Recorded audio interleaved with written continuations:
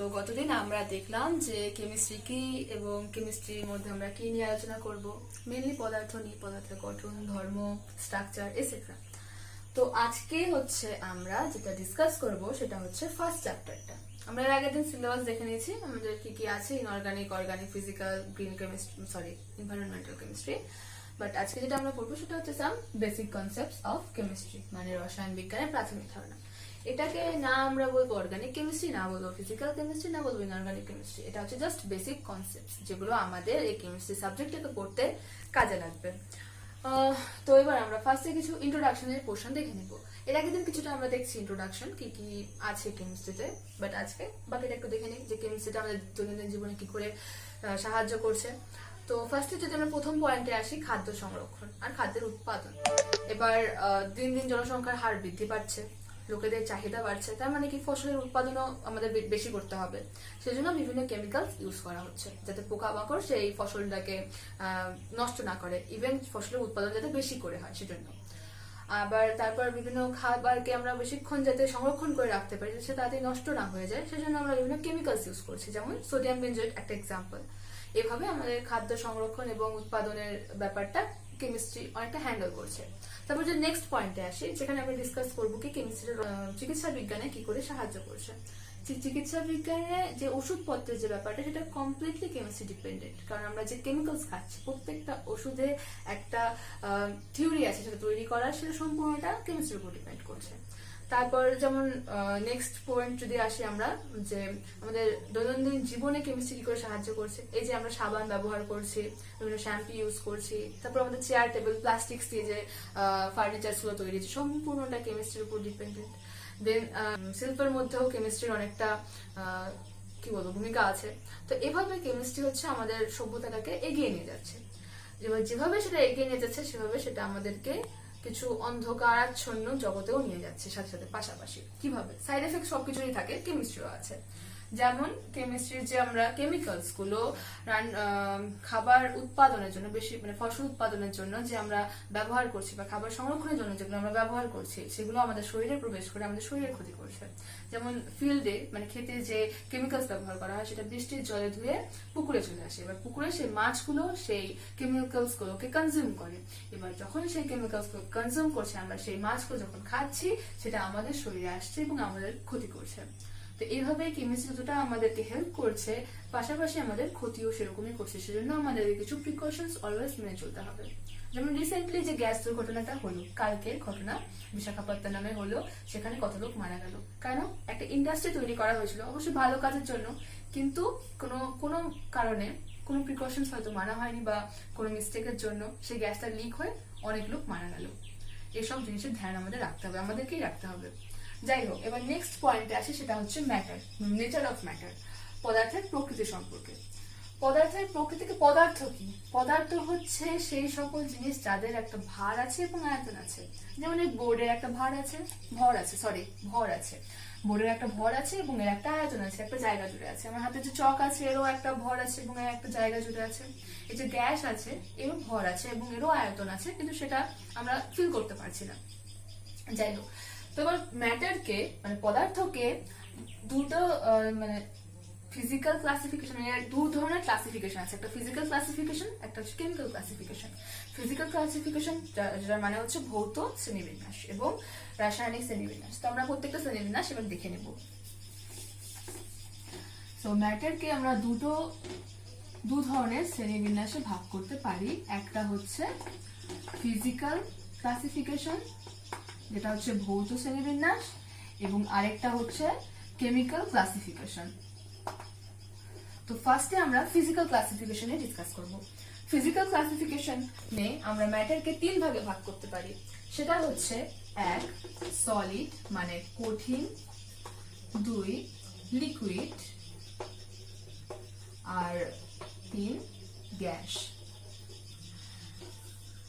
কঠিন, তরল, গ্যাসীয়।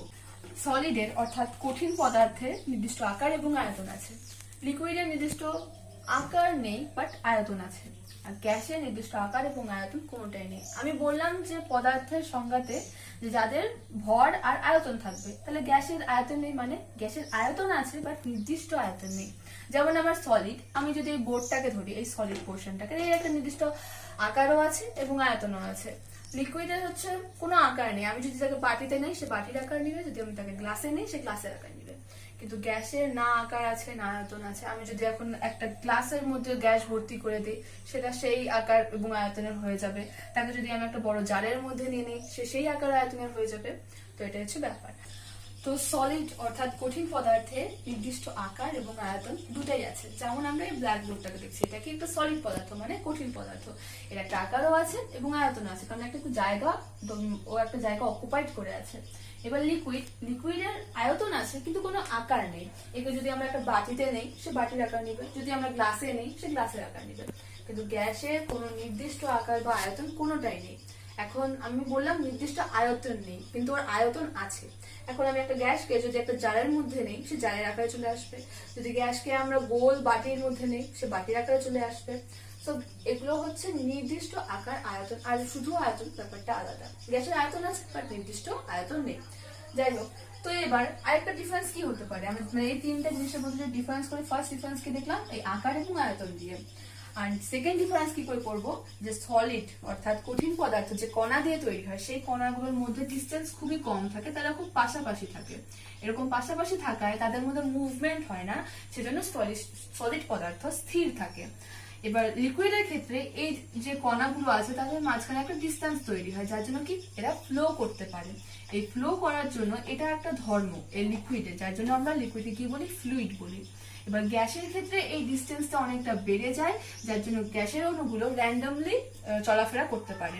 আমি যদি একটা জারের মধ্যে কিছুটা পরিমাণে গ্যাস রাখি সেখানে সেই গ্যাসের কণাগুলো র্যান্ডমলি দেওয়ালের মধ্যে আঘাত করতে থাকে, কারণ তাদের মধ্যে সব ক্ষেত্রেই হচ্ছে একটা আকর্ষণ বিকর্ষণ যে বল সেটা ক্রিয়া করে। গ্যাসের সলিডের ক্ষেত্রে অর্থাৎ কঠিন পদার্থের ক্ষেত্রে সেই আকর্ষণ ফোর্সটা অনেকটা তীব্র হয়, যার জন্য তারা একে অপরের সঙ্গে লেগে থাকে, স্থির থাকে।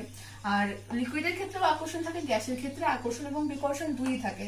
দুটো কণা যখন দূরে যায় তাদের মধ্যে আকর্ষণ কাজ করে, তারা কাছে আসে, কাছে এসে ঘর্ষণের পর তারা আবার বিকর্ষিত হয়ে দূরে যায়। এজন্য এদের মধ্যে র্যান্ডমনেসটা বেশি, অর্থাৎ যথেচ্ছভাবে ঘোরাফেরাটা গ্যাসের ক্ষেত্রে বেশি, লিকুইডের ক্ষেত্রে একটু কম, আর সলিডের ক্ষেত্রে নাই। এসব হচ্ছে ডিফারেন্স। আচ্ছা, এবার নেক্সট যে পোর্শন আছে কেমিক্যালি শ্রেণীবিন্যাস, সেখানে যাই, মানে রাসায়নিক শ্রেণীবিন্যাসের ক্ষেত্রে। তো আমরা এতক্ষণ পদার্থের ভৌত শ্রেণীবিন্যাস সম্পর্কে আলোচনা করলাম। এখন আমরা যেটা দেখবো সেটা হচ্ছে রাসায়নিক শ্রেণীবিন্যাস অর্থাৎ কেমিক্যাল ক্লাসিফিকেশন। কেমিক্যাল ক্লাসিফিকেশনে পদার্থকে আমরা দুটো ভাগে ভাগ করি, এক হচ্ছে মিশ্র আর দুই হচ্ছে বিশুদ্ধ। বিশুদ্ধ অর্থাৎ পিওর অবস্থা এবং মিশ্র অর্থাৎ মিশ্রণ থাকবে, মিক্সচার থাকবে। বিশুদ্ধ অবস্থার মধ্যে আমরা যে বিভিন্ন যে যৌগগুলো তাদেরকে আমরা মেশাবো না, তারা পিওর থাকবে। এবার এই বিশুদ্ধ অবস্থাকে আমরা দুটো ভাগে ভাগ করতে পারি, একটা হচ্ছে মৌলিক, একটা যৌগিক। এবার মৌলিক পদার্থের ক্ষেত্রে যে পদার্থগুলো থাকবে তাদের যে গঠন, যে অণুগুলো, তারা অণু আর পরমাণুর মধ্যে পার্থক্য আশা করি সবার জানা আছে, তবু একবার বলে দেই। শুধুমাত্র হাইড্রোজেন মানে সেটা পরমাণু অর্থাৎ অ্যাটম, আর যখন সেটা H2 হবে সেটা হচ্ছে অণু অর্থাৎ মলিকিউল। এটা অ্যাটম মানে পরমাণু, এটা হচ্ছে অণু অর্থাৎ মলিকিউল। আর এখানে আমরা অণু নিয়ে কথা বলছি। অণু বা পরমাণু যাই বলি না কেন, মৌলিক পদার্থের ক্ষেত্রে সেটা যখন তৈরি হবে সেটা সেম। হাইড্রোজেন গ্যাস যদি বলি, হাইড্রোজেন গ্যাস একটা মৌলিক পদার্থ, সেটা শুধুমাত্র H2 মলিকিউল দিয়ে তৈরি হবে।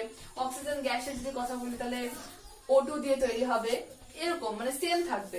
এবার যৌগিক, যখন আমরা যৌগিক পদার্থের কথা বলবো তখন সেখানে একাধিক মানে ডিসিমিলার মলিকিউল, ডিসিমিলার অ্যাটমস মানে সেম নয় এরকম পরমাণু যুক্ত হয়ে এই ধরনের পদার্থ তৈরি করবে। যেমন কার্বন ডাই অক্সাইড, এখানে কি আছে, কার্বন আছে এবং অক্সিজেন আছে, দুটো অক্সিজেন একটা কার্বন। এবার কার্বন এবং অক্সিজেন দুটোই আলাদা পরমাণু। তো আবার হচ্ছে জল, ওয়াটার, H2O তেও একটা অক্সিজেন আছে এবং দুটো হাইড্রোজেন আছে, দুটো আলাদা অ্যাটম।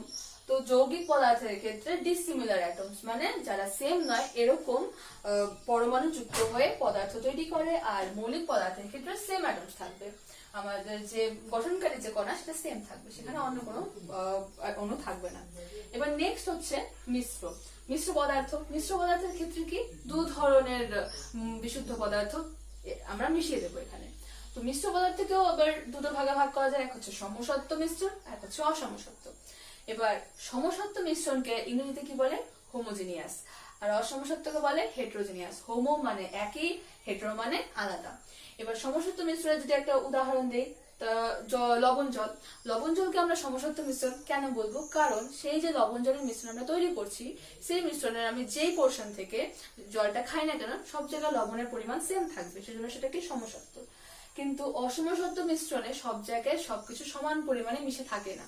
যেমন তেল জল হচ্ছে উদাহরণ। তেল জল যখন মেশাবো, ওদের সারফেস মানে যেখানে যুক্ত তেল আর জল, সেখানে অল্প একটু হলেও মিশবে। তেল জল কখনো মিশে না সাধারণত, সেজন্য সেটা হচ্ছে অসমসত্ব। কাদা জলের মধ্যে গুলিয়ে দিলে কিছুক্ষণ মিশে থাকবে, কিন্তু তারপর কাদাটা নিচে থিতিয়ে পড়বে, উপরের দিকে জলটা পরিষ্কারই থাকবে প্রায়। তো এই ধরনের আমরা মিশ্রণকে কি বলবো? অসমসত্ব। তাহলে এটা হচ্ছে আমাদের কেমিক্যাল ক্লাসিফিকেশন অফ ম্যাটার। আর এগুলো ডিটেলসে সব বইয়ে আছে, ভালো মতো পড়তে হবে। তো এখান থেকে আমরা যেটা দেখলাম নেচার অফ ম্যাটার সম্পর্কে। এবার নেক্সট ভিডিওতে আমরা স্ট্যান্ডার্ডস আর ইউনিট অর্থাৎ ভৌত রাশি সম্পর্কে ডিটেলসে আলোচনা করব।